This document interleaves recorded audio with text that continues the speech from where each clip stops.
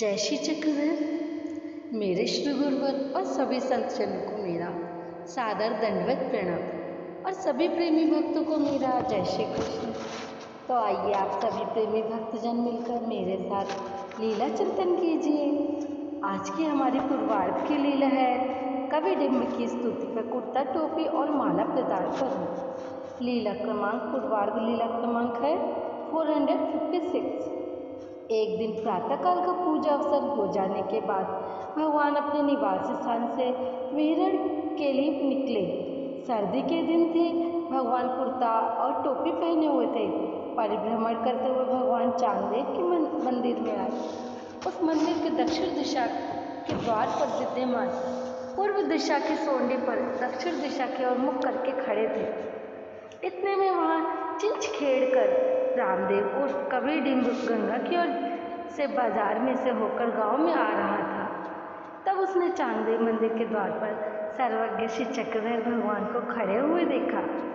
भगवान की श्रीमूर्ति से प्रभावित होकर दौड़ते हुए कवि डिम्ब आगे बढ़ा और उसी स्थिति में उसने भगवान के हाथ में एक लाठी समर्पित की। उनके श्री चरणों को छूकर उसने उन्हें दंडवत प्रणाम किया और एक ताम भेंट किया। उधर भगवान ने उस लाठी को हाथ में भगवान श्री कृष्ण की भांति त्रिभंगी मूर्ति बनकर खड़े हो गए और फिर उस कविता में स्तुति करते हुए कहा, अपने हाथों में शंख चक्र गदा पद्म को छोड़कर हाथ में लाठी धारण की है। ये ऐसे लग रहे हैं जैसे मेरे प्रभु श्री कृष्ण मेरी गौओं की रक्षा कर रहे हैं। इस पर भगवान ने उसे कहा, अरे बस अब और आगे नहीं। फिर भगवान ने उसे अपनी ओर से कवि डिम्ब को पान का बीड़ा खाने के लिए दिया। इसके अतिरिक्त भगवान ने उसे एक पीला कुर्ता टोपी और गले का हार प्रसाद रूप में दिया। फिर उन्हें पहनकर थोड़ी देर आनंद विभोर होकर नृत्य करता रहा। उसके बाद भगवान ने उसे वहाँ से विदा किया। भगवान को दंडवत प्रणाम कर कवि डिम्ब वहाँ से चला गया। तब आयशा ने पूछा, भगवान यह कौन था? फिर भगवान ने कहा, माता यह एक कवि है। इसका नाम है रामदेव कवि डिम्ब। यह चिंचोड़ गांव का निवासी है। तब आयशा ने कहा, भगवान ये कितना अच्छा भक्त है। फिर भगवान ने कहा, यह भक्त रूखे स्वभाव वाला नहीं है, अपितु सुहृदय भावना से भरपूर भक्त है। इसके बाद भगवान वहाँ से अपने निवास स्थान पर चले गए। आगे लीला का हेतु है कवि डिम्ब ने भगवान की स्तुति कर उनकी सेवा की और इसका उसे विशेष रूप से पुण्य प्राप्त होगा और सुफल भी। भगवान के दर्शन का भी उसे पुण्य फल प्राप्त होगा। ईश्वर से संबंधित की हुई कोई भी क्रिया व्यर्थ नहीं जाती, उससे विशेष लाभ प्राप्त होता है। अगली हमारी लीला है तापी नदी के तट पर मार्तंड को आश्चर्य दिखाना। पूर्वार्ध लीला क्रमांक 457। एक दिन भगवान शाम के समय तापी नदी के संगर पर परिभ्रमण के लिए गए। उनके साथ उस समय मार्तंड थे। तब भगवान ने मार्तंड की और अपनी कृपा दृष्टि से अवलोकन किया। उसी समय मार्तंड को स्थिति सुख का संचार हो गया। मार्तंड अपनी आंखों के अग्रभाग में देख रहे थे। भगवान ने मार्तंड को अपने हाथ से पकड़ा और उसे लेकर वे तापी नदी के प्रवाह में ले गए। जब वहाँ भगवान पानी में खड़े थे तो वहाँ दो देवता भगवान के पास आए। उन दोनों ने भगवान के श्री चरणों को स्पर्श कर उन्हें दंडवत प्रणाम किया। उन्होंने भगवान के बैठने के लिए सोने का सिंहासन वहाँ रखा। भगवान उस पर विराजमान हुए। उन दोनों देवताओं ने अपने सिर के बालों से भगवान के श्री चरणों को साफ किया।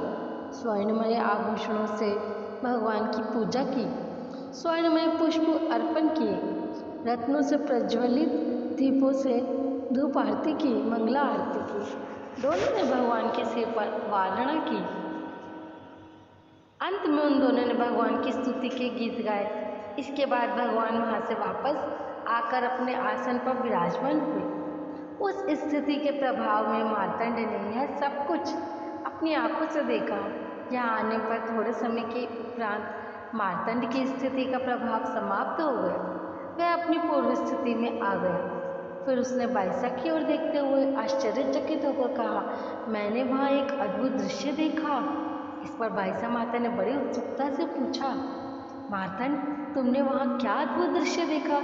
इस पर मार्तंड ने बाईसा माता को देवताओं के आने की और पूजा करने की सारी घटना बता दी। इस पर भगवान ने कहा, माता, यह तो इससे ही तुम पूछो, हम तो यहीं पर थे, यहाँ से कहीं गए ही नहीं।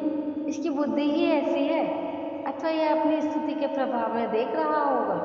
भगवान ने ऐसा कहकर बाईसा को चुप करा दिया। वहाँ से फिर भगवान अपने निवास स्थान पर आ गए। आगे हमारी लीला का हेतु है, मार्तंड को भगवान ने प्रत्यक्ष रूप से देवताओं के दर्शन करवाए। ये सत्य बात है, विज्ञान शक्ति की नहीं। इसमें कृपा शक्ति का सहयोग रहा है। मार्तंड को भी इससे पुण्य प्राप्त हुआ। ब्रह्मांडस्थ देवता को भी अपने ही आनंद में उत्कर्ष प्राप्त हुआ। उसमें विद्यमान सुख फल प्राप्त जीव को भी भगवान ने अपने संबंध का सुख फल प्रदान किया। मार्तंड के लाभ के लिए ही भगवान ने यह संपूर्ण लीला की है।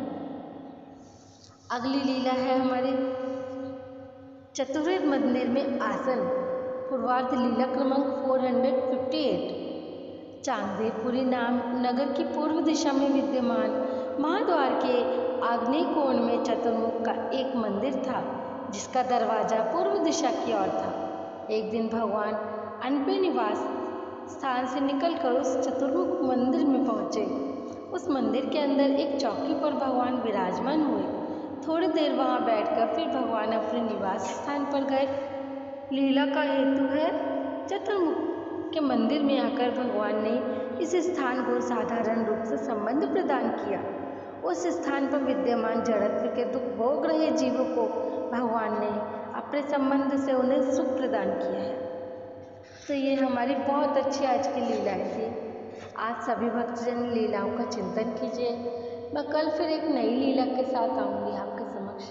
तब तक के लिए आप सभी को मेरा जय श्री कृष्ण, जय श्री चक्रधर।